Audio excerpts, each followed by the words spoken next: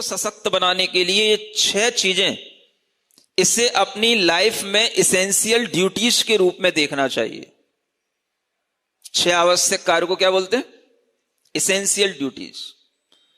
जैसे हम अपनी एसेंशियल ड्यूटी अपने ऑफिस में जाकर के निभाते हैं, जैसे हम अपनी एसेंशियल ड्यूटी को अपने घर में अपने फैमिली मेंबर्स के साथ कुछ करके करते हैं, ऐसे ही अगर हमें मानसिक और शारीरिक रूप से सशक्त होना है तो ये बता रहा हूं, ये 6 काम जो व्यक्ति करेगा वो लाइफ टाइम तक बिना डिप्रेशन के, बिना टेंशन के और बिना शारीरिक बड़ी बीमारियों के अपना जीवन निकाल सकेगा। इन 6 चीजों से ही आपके अंदर वो मानसिक शक्ति आएगी जो आपका पुण्य बढ़ाएगी और वही मानसिक शक्ति आपको आगे बढ़ाने में मदद करेगी।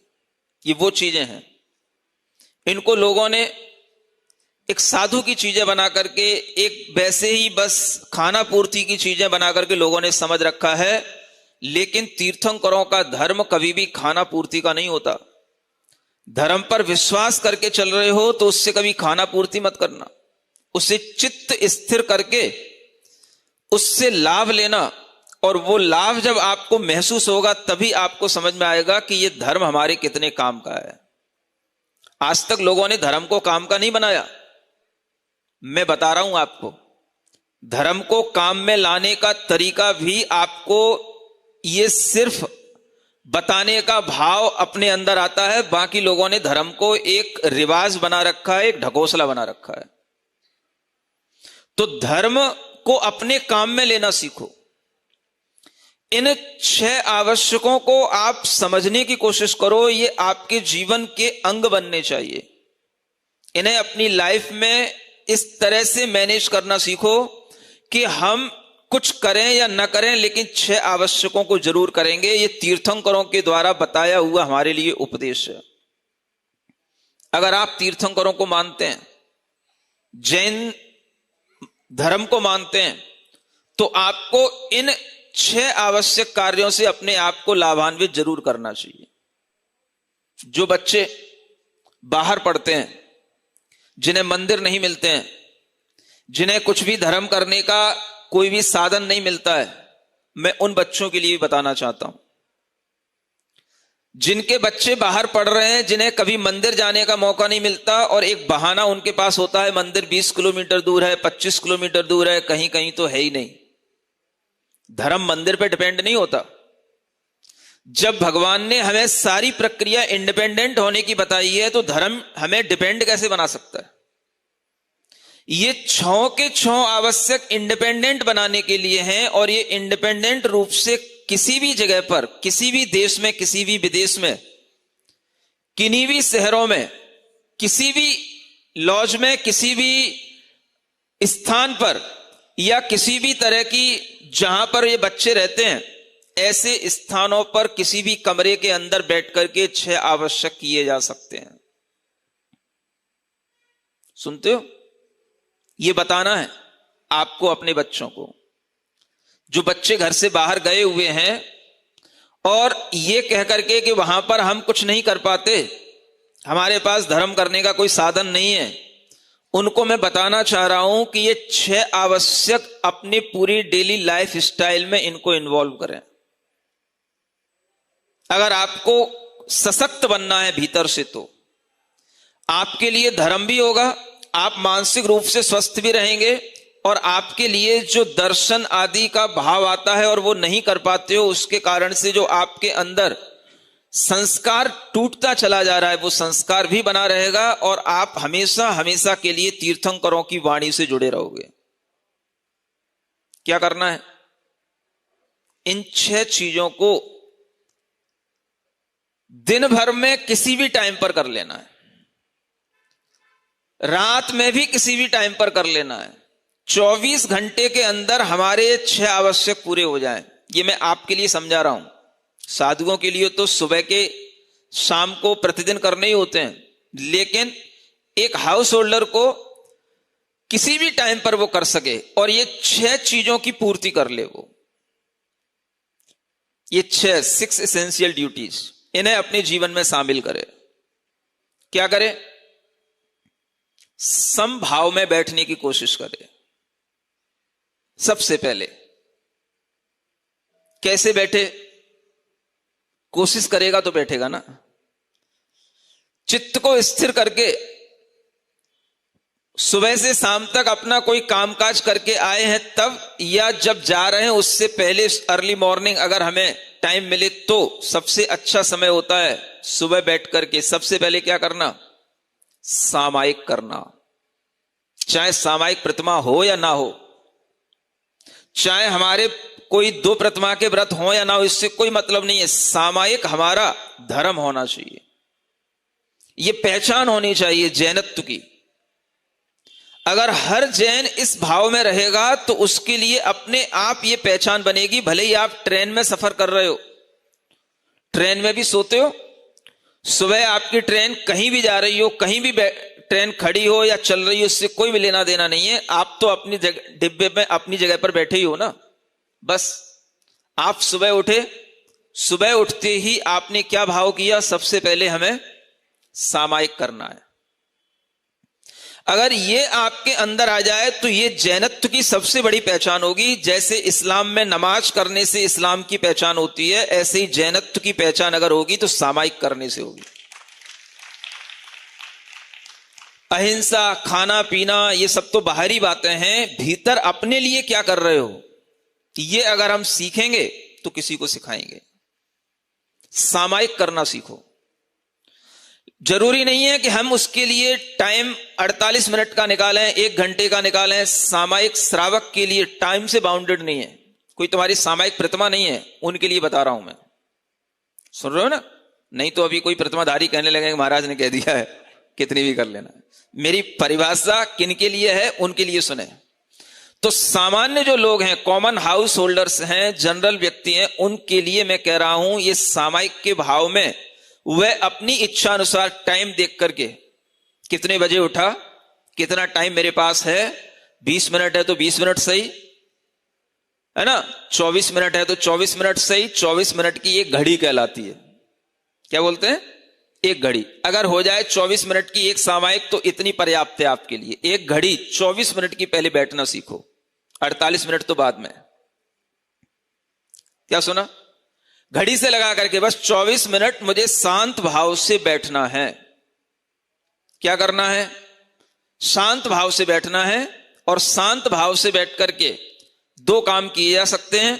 या तो हम नमोकार मंत्र का स्मरण कर लें, हम कोई भी प्रतिमा का स्मरण कर लें, या हम अपनी आत्म तत्व की भावना कर लें कि मेरा शरीर, मेरी आत्मा, ये दोनों भिन्न हैं और मेरी आत्मा इस संसार में शरीर से, कर्मों से, इन जो भाव हमारे अंदर आ रहे हैं, इन भावों से वह ऊपर है, इन भावों से अलग है।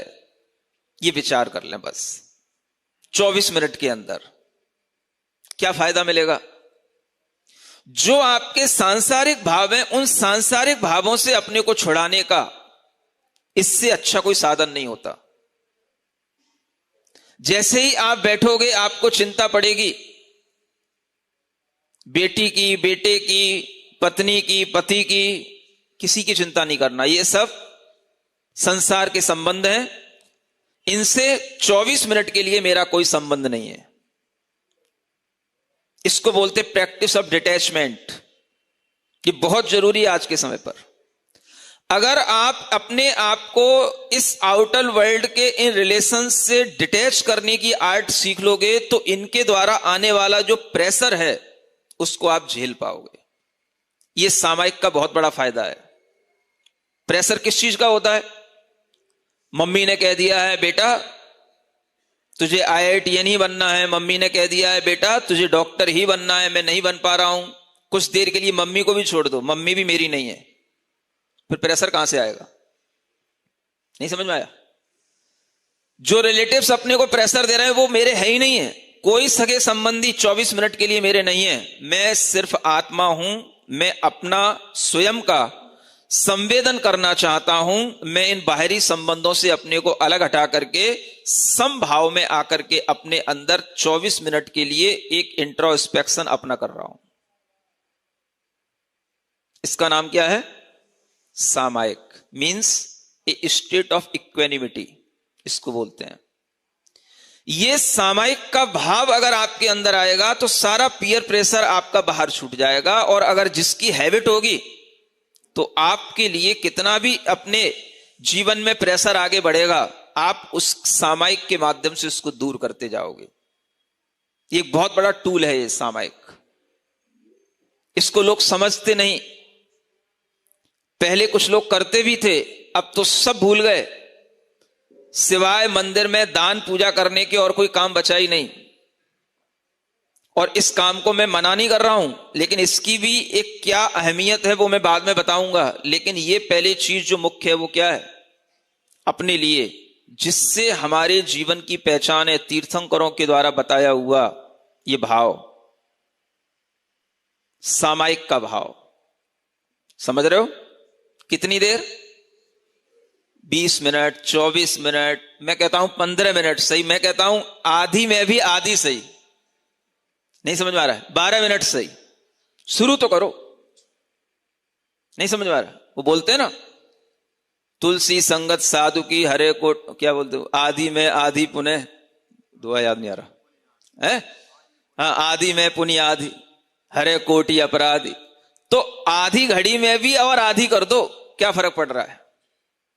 लेकिन अपने अंदर ये विश्वास लाओ कि मुझे जो तीर्थंकरों ने कहा है मैं उसका अनुसरण करूंगा, तभी मैं वास्तव में तीर्थंकरों की वाणी से जुड़ करके तीर्थंकरों का धर्म अपने अंदर आत्मसात करूंगा। तो ये काम हर बच्चे, हर बड़े को करना चाहिए। 10 मिनट सही, 12 मिनट सही, समभाव में बैठना। बस ऐसे बैठ जाओ तीर्थंकरों की तरह, चाहे ऐसे बैठ जाओ, चाहे ऐसे हाथ लेकर के बैठ जाओ। 10-12 मिनट उठने के बाद में शांत भाव से बैठो। सिर्फ अपने अंतरंग को, अपने आत्म परिणामों को महसूस करो और अपने शरीर से अपने को भिन्न महसूस करो। बस कोई भी संसार के बाहरी भाव उस समय याद में मत लाओ। बस मैं चैतन्य आत्मा हूं, इतना स्मरण रखो। बस इसका नाम क्या है? सामायिक। ये पहला आवश्यक हो गया, सुनते हो? फिर दूसरा, टाइम निकालो, 24 भगवान का हम नाम स्मरण कर लें। अब मैं आपको शॉर्ट में बताऊंगा हर चीज, क्योंकि आपके पास टाइम नहीं है ना। Very busy man, businessman means busy man, है ना, खाली तो अपन ही है। तो 24 भगवान की लंबी स्तुति तो नहीं कह सकता तुमसे कि तुम स्वयंभू स्तोत्र पढ़ना। समझ आ रहा है? तो क्या करना? छोटी सी स्तुति। अगर आपको 24 भगवान के नाम स्मरण हो तो बहुत अच्छी बात है, नहीं हो तो कर लेना। और कम से कम आपको इतना तो सोचना चाहिए, एक जैन होने के नाते हमें कम से कम 24 तीर्थंकरों को दिन में एक बार तो याद करना चाहिए। कितने बिगड़े हुए, कितने घटिया किस्म के जैन हो गए हैं, कितने अज्ञानी ये जैन लोग हो गए हैं जिन्हें 24 भगवान के नाम तक याद नहीं होते। बच्चे भी अगर कभी कर लेते हैं तो छोटे में याद रहते हैं, जब बच्चा 10वीं में 11वीं में पहुंच जाता है तो वो भी भूल जाता है, क्योंकि नाम का काम ही क्या है? क्या मतलब है पाठशाला पढ़ाने से? रटा रटा के पाठशाला में नाम याद करा दिए, चिन्ह याद करा दिए। जब वो 12वीं में आया, ग्रेजुएशन करने लगा, सब भूल गया, काम ही नहीं है कुछ नाम का।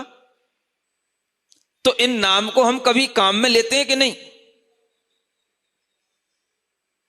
ये 24 भगवान का नाम स्मरण करने के लिए एक स्तुति हम कर सकते हैं शॉर्ट में।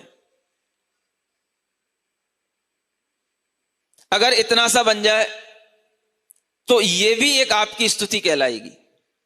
सामायिक कर ली, सामायिक के बाद उठे तो क्या किया?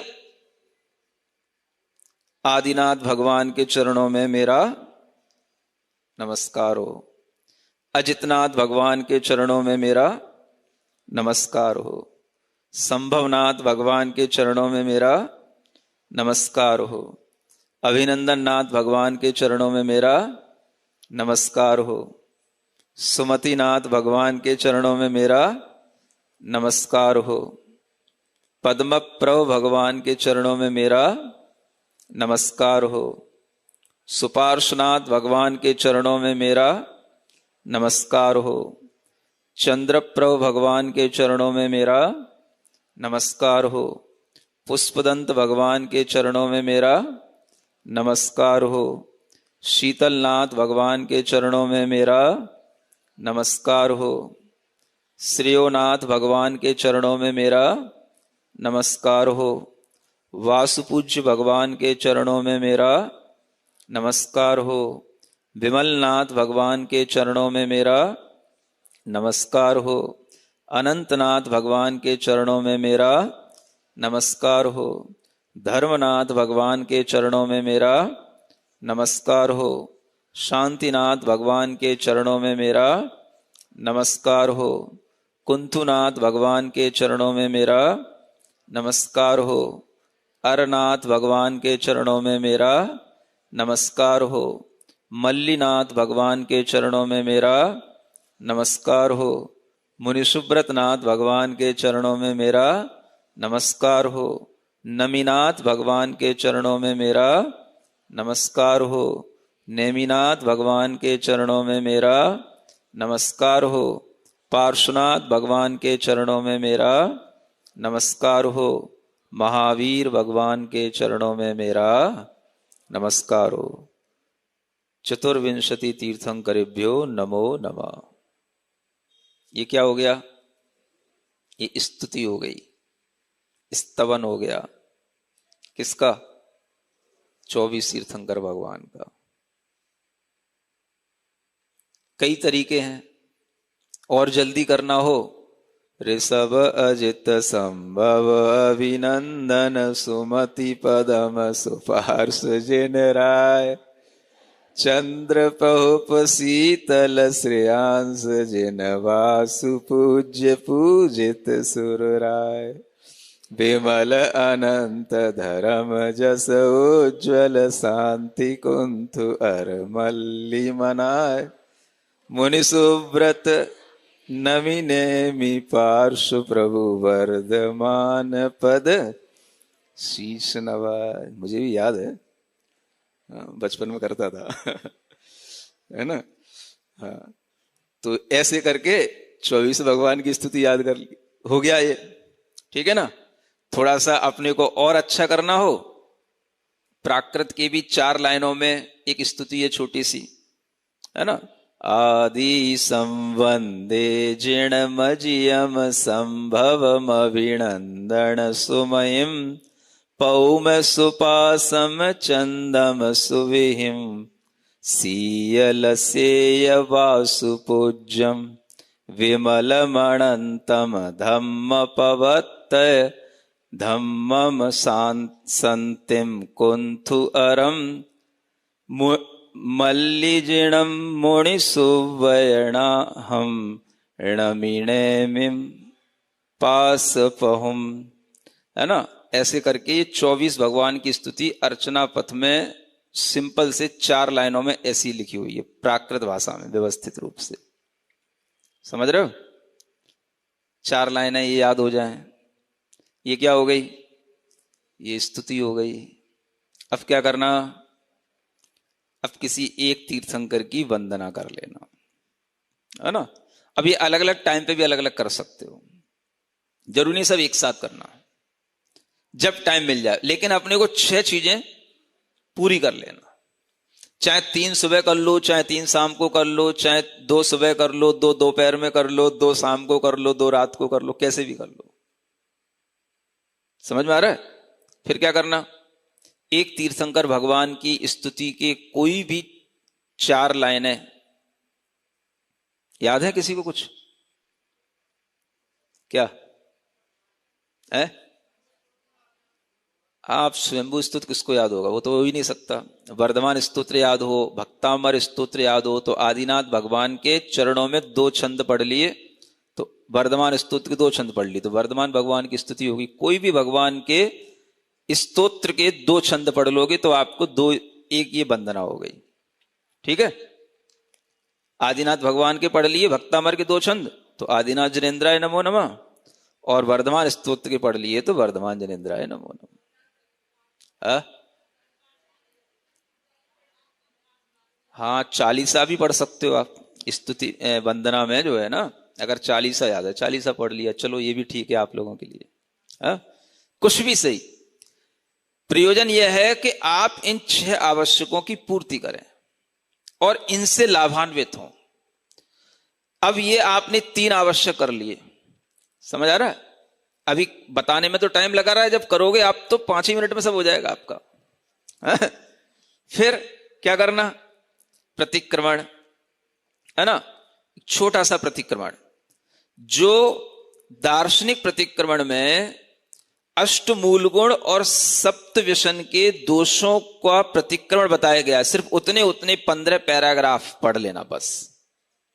उससे इतना अच्छा भाव आपके अंदर रहेगा कि अगर आप कोई गलत कर रहे हो तो वह प्रतिक्रमण आपको गलत करने का एक ज्ञान देगा कि आपके जीवन में गलत हो रहा है।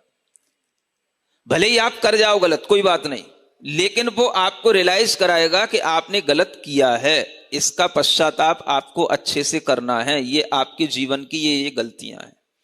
इतनी डिटेल में गलतियां एक सामान्य गृहस्थ के लिए और कहीं नहीं मिलेंगी जो उन 15 पैराग्राफ के अंदर है। आपको दार्शनिक प्रतिक्रमण बड़ा लगेगा अगर शुरू से पढ़ोगे तो, उतना पूरा ना पढ़ करके, मैं कहता हूं पूरा मत पढ़ो। कितना पढ़ो? जहां से बस वो अहिंसा स्थूल मूल गुण में लगे दोषों का वर्णन, सत्य स्थूल मूल गुण में लगे दोषों का वर्णन, इस तरह से जो शुरू हुआ है, 8 मूल गुण और सप्त व्यसन से मुक्त होने के लिए 15 पैराग्राफ आप पढ़िए प्रतिदिन। वो आपको मोबाइलों पे सब मिल रहा है। ये 15 पैराग्राफ आपके दार्शनिक प्रतिक्रमण के नाम से आपको मोबाइल पे मिल रहे हैं। आप केवल ऑन करके सुन लीजिए तो भी चल जाएगा। सुनते हो? ये आपका प्रतिक्रमण होना चाहिए। प्रत्याख्यान, प्रत्याख्यान में आप अपने मन के अंदर कोई भी एक भाव कर सकते हो कि आज मैं ये नहीं करूंगा। क्या नहीं करूंगा वो आपके ऊपर है। आप ये भी सोच सकते हो आज मैं 2 घंटे गुस्सा नहीं करूंगा, आज मैं आज के दिन, अब खाने पीने की कहूंगी तो आप फिर जो है कर नहीं पाओगे कुछ भी है? फिर भी आप कर सकते हो 2 घंटे में मौन रहूंगा, है? मौन तो 2 घंटे नहीं रह पाओगे, तो 2 घंटे में कुछ भी नहीं खाऊंगा। मान लो आप ऑफिस में बैठे हो, 2 घंटे में कुछ भी नहीं खाऊंगा, 12 से 2 बजे तक मेरा खाने पीने का त्याग है, 1 घंटे का त्याग है, आधा घंटे का, सही, जो भी आपके मन में आए एक छोटा छोटा से प्रत्याख्यान अगर आप करोगे तो आपके अंदर अपने आप जो कर्मों के आश्रव हो रहे हैं वो रुके रहेंगे और आप जो है उस पुण्य बंध को प्राप्त करते रहोगे जिसकी आपको बहुत आवश्यकता है अपने जीवन में।